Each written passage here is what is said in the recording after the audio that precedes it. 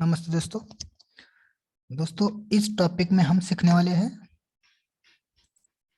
Price origin and closing concept.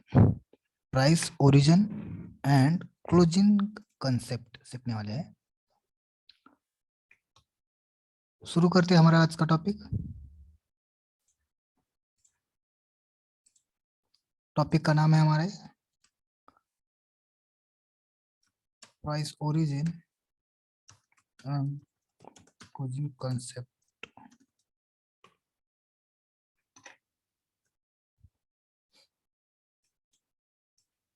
यानी कि जो हम डिमांड जोन मार्क करेंगे, डिमांड जोन हो या सप्लाई जोन हो, दोनों को भी सेम लागू पड़ेगा। जो भी डिमांड जोन या फिर सप्लाई जोन मार्क करेंगे, अगर उसमें एक से ज्यादा बेस कैंडल है तो उसका हम ओरिजिन ढूंढेंगे, और उसके बाद का जो होगा हमारा सब टॉपिक वो होगा क्लोजिंग कंसेप्ट। कौन सा जोन स्ट्रांग है वो हम चूज करेंगे क्लोजिंग के कंसेप्ट के ऊपर। तो पहले सीखते हैं प्राइस ओरिजिन। अगर एक से ज्यादा बेस कैंडल हो तो उसका जो है प्राइस ओरिजिन कहाँ पे है, ये कैसे चूज करेंगे, ये कैसे देखेंगे, इसके लिए ये टॉपिक है। ये है हमारे लिए, हमारे पास एक डिमांड जोन।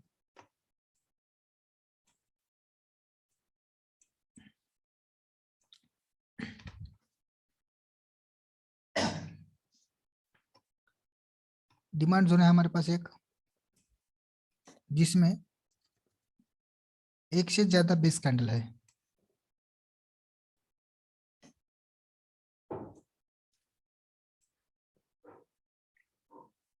समझिए कि ये एक हमारे पास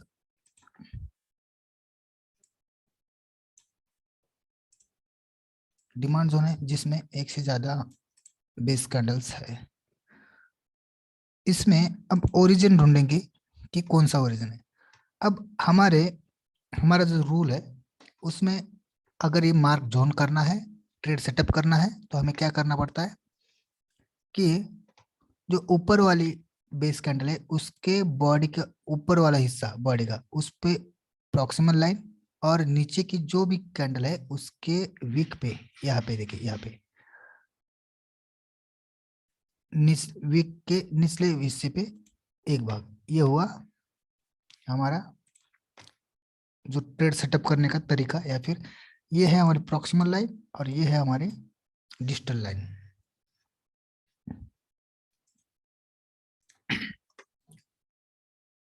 हम क्या करते हैं नॉर्मल में कि जो भी ऊपर वाला बेस कैंडल है उसके बॉडी के ऊपर वाले हिस्से पे एक प्रॉक्सिमल लाइन रखते हैं, और जो नीचे वाला बेस है उसके जो वीक है नीचे वाली, उस पे एक लाइन रखते हैं, डिस्टल लाइन। ऐसे हम मार्क करते हैं।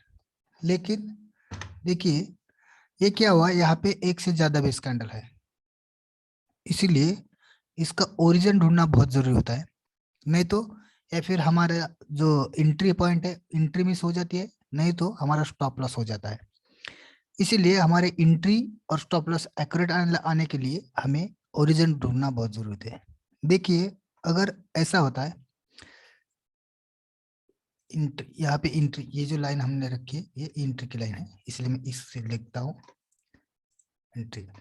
देखिए यहाँ से प्राइस ऊपर गए, अब हमें डिमांड जोन मार्क करना है, ये हमने ऐसे मार्क किया।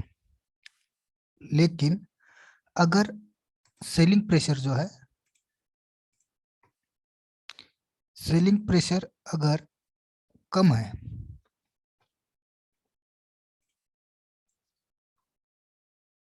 अगर सेलिंग प्रेशर कम रहा तो ये प्राइस यहाँ से आके यहाँ से बाउंस बैक हो सकती है। लेकिन ध्यान में रखिए अगर सेलिंग प्रेशर कम रहा तो, अगर नॉर्मल सेलिंग प्रेशर रहा तो ये प्राइस यहाँ से बाउंस बैक हो सकती है। लेकिन जब सेलिंग प्रेशर ज्यादा हो, जब सेलिंग प्रेशर ज्यादा हो तो ये प्राइस यही से नहीं चलेगी, तो ये प्राइस ओरिजिन तक आएगी और फिर चलेगी।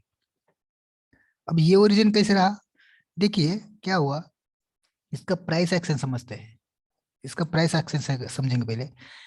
एक प्राइस नीचे आ रही थी, उसके बाद एक बेस कैंडल बन गई, जो कि हमारा जो मतलब जो रहता है कि यहाँ पे सेलर और बायर की फाइट चली, उसके बाद फिर से एक बेस कैंडल तैयार हो गई, यहाँ पे भी सेम वही हुआ।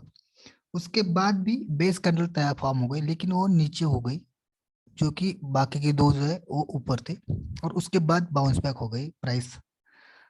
तो अगर देखा जाए तो जो प्राइस ऊपर चली गई, वो प्राइस ऊपर यहाँ से चली गई, ना कि यहाँ से। यहाँ पे तो बायर और सेलर की फाइट हो गई, प्राइस नीचे भी आ गई, लेकिन यहाँ पे फिर से बायर ज्यादा आ गए और उसके बाद प्राइस ऊपर चली गई है। ये हमें ध्यान में रखना चाहिए।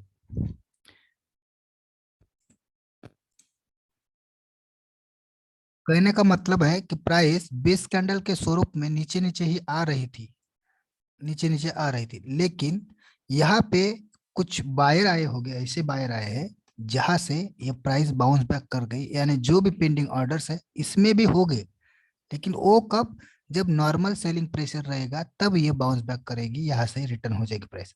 लेकिन जब स्ट्रॉन्ग प्रेशर आएगा तब यहाँ पे प्राइस, तो यहाँ पे तो कुछ ऑर्डर एग्जीक्यूट हो ही जाएंगे, यहाँ पे कुछ यहाँ के जो पेंडिंग ऑर्डर है वो एग्जीक्यूट होने के बाद जो है ये प्राइस है थोड़ी सी हल्की, उसका जो स्ट्रेंथ है वो कम हो जाएगा, और नीचे आने के बाद यहाँ से बाउंस बैक हो जाएगी ओरिजिन प्राइस से।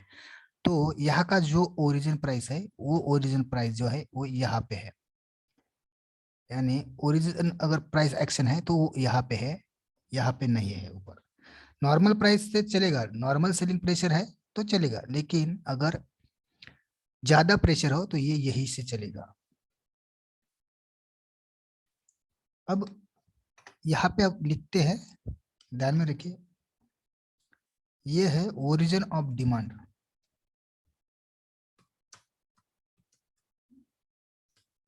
ओरिजिन ऑफ डिमांड जोन ये है नीचे। इफ ये जो है, if price hit the zone with normal selling pressure,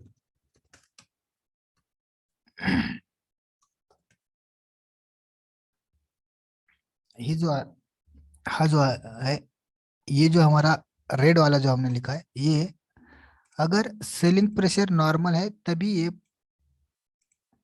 यहाँ से प्राइस बाउंस बैक हो जाएगी, लेकिन अगर सेलिंग प्रेशर ज्यादा रहा तो ये जो नीचे नीचे वाला भाग है, यही से वो जो प्राइस है वो बाउंस बैक हो सकती है। तो ये रहता है हमारा ओरिजिन ऑफ डिमांड, ये है हमारा डिमांड। अब ये सप्लाई के बारे में भी सेम है और डिमांड जोन के बारे में भी सेम है। इसके लिए हम चलते हैं चार्ट पे और देखते हैं चार्ट पे।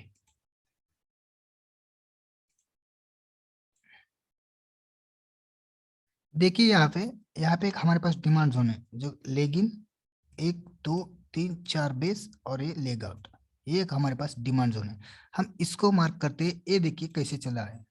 इसको मार्क करेंगे, एक हॉरिजॉन्टल लाइन लिए, एक यहाँ रखे। एज यूजुअल हम जो मार्क करते वैसे ही करेंगे, पहले यहाँ पे हमने मार्क किया, लेकिन देखिए यहाँ पे बेस कैंडल एक दो तीन चार है, लेकिन प्राइस यहाँ से ऊपर से जानी चाहिए थी, लेकिन ये जो सेलिंग प्रेशर है ये आप देख रहे हैं कितना सेलिंग प्रेशर होगा।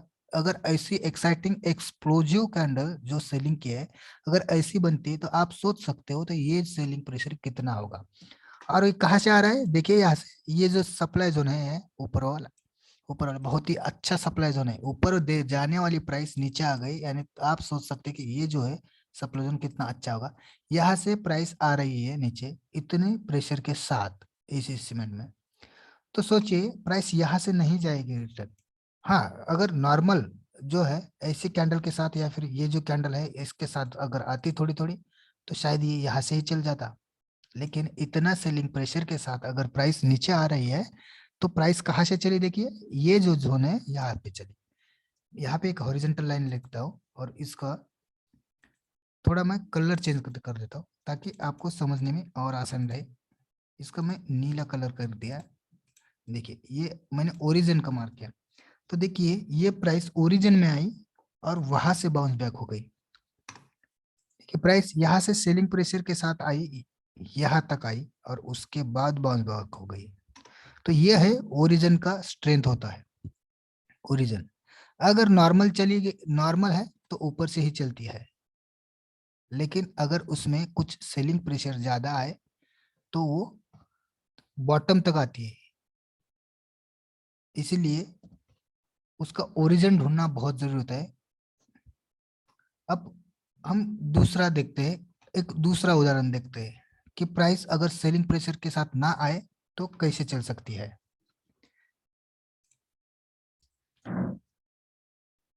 यहाँ पे देखिए हमारे पास और एक डिमांड जोन है जहाँ पे लेगिन, दो बेस है और एक लेग आउट है। अगर इसको हम मार्क करते हैं, इसको हम मार्क करेंगे, अपर जो बेस है उसकी अपर बॉडी पे एक लाइन रखिए और नीचे जो वीक है उस पे लिखा। देखिए यहाँ का इसका जो प्राइस एक्शन देखिए, यहाँ पे प्राइस ऐसे डिस्ट्रीब्यूट होकर आ रही है, सेलिंग प्रेशर इतना ज्यादा नहीं है और प्राइस कहाँ से चली है देखिए, बराबर डिजिटल लाइन से चली है, दो बार वही से चली है। लेकिन मैं नीचे वाला जो बेस कैंडल है उस पे मार्क करूंगा, अगर ये मार्क करूंगा एक कैंडल, नीचे वाला कैंडल मैंने मार्क किया है जिसकी ब्लू लाइन करूंगा मैं। देखिए इस कैंडल को अभी तक टच नहीं हुआ है प्राइस, ये ओरिजिन तक प्राइस आया ही नहीं है। जब सेलिंग प्रेशर कम रहेगा तब ऊपर से चल सकती है प्राइस, लेकिन जब सेलिंग प्रेशर ज्यादा रहेगा तो वो जो प्राइस रहेगा वो ओरिजिन तक आता ही आता है। इसलिए हमें प्राइस का जो ओरिजिन है वो ढूंढना बहुत जरूरी होता है और जितना सेलिंग प्रेशर है उतना हमें ये डिसाइड करना होता है कि हमें एंट्री कहाँ लेनी है। देखिए अगर इस डिजिटल लाइन पे अगर आपने एंट्री रखी होती इसके थोड़ा सा ऊपर तो शायद ये वो मिस भी हो जाती। पहली बार तो मिस ही हो जाती, दूसरी बार शायद टच होके जाती थी। ये हमें तय करना है कि हमारी जो लाइन है वो कहाँ रखनी है। लेकिन ध्यान रखिए अगर ज्यादा सेलिंग प्रेशर हो तो हमारा जो एंट्री पॉइंट होगा वो ओरिजिन तक ही होगा, ओरिजिन पे ही रहेंगे ताकि हमें एंट्री सही से मिल सके। तो ये था हमारा टॉपिक जो इसमें हम सीखे सीखे हैं, ओरिजिन, प्राइस ओरिजिन और प्राइस ओरिजिन और क्लोजिंग कंसेप्ट जो है हम बाद में इसके बाद का जो भी टॉपिक होगा उस पे सीखेंगे।